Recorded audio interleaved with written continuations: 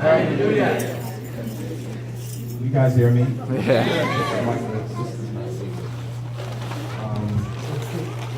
I didn't know my grandfather for a very long time. I was raised here in the United States. He lived in Nigeria, but he would come and he would visit occasionally. And I was asked to give just a couple of words to talk about my grandfather.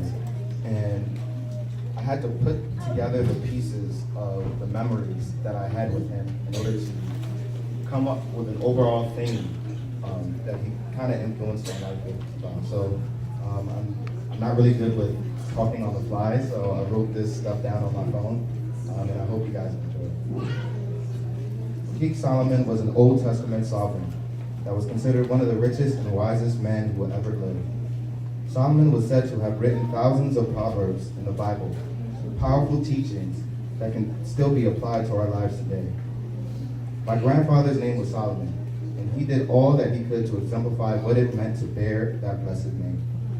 As long as I've known my grandfather, he was always knowledgeable and wise, continuously seeking to teach others things they did not understand, but also learning from others about the things that he did not know. Last time we talked, he was telling me about an orange tree he had planted in his yard many years ago. It began to bear fruit, and he personally picked and shared those with me. He was unusually ecstatic about that tree. This wasn't the first time that I'd seen this kind of exuberant joy expressed by my grandfather. I can still remember the day he first showed up to my father's house. He ran through the front door, smiling with his hands out, yelling and screaming, "Peace be unto this house, peace be unto this house," for an extended period of time. He then began rolling on the floor in the family room like a playful 3-year-old. It was very strange and out of place for an 80-year-old man to be acting as such. And to be honest, at first I was kind of concerned about his mental health. It was just like, but to me it was just like the tree from the backyard that he had shown me. It was nothing more than a mere tree to me, but there was a much deeper meaning behind it to him. Temporary struggle for long-term gain was his motto. He knew that it was important to focus on the important aspects of life when it was time to focus on them, and strive to do the best in whatever you set yourself out to do. It was a quality he held and something I can see he instilled in my father.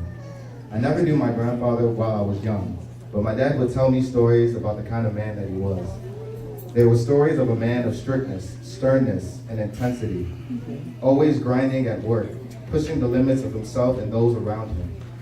His expectations were high, and his focus was sound. It was nothing of what I had seen from him in the past couple of years.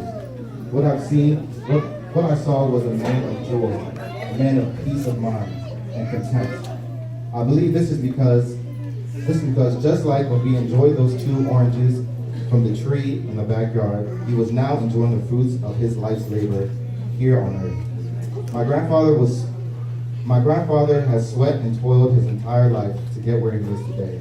I challenge each and every one of us today to take up my grandfather's model so that you too may enjoy the fruits of your own labor.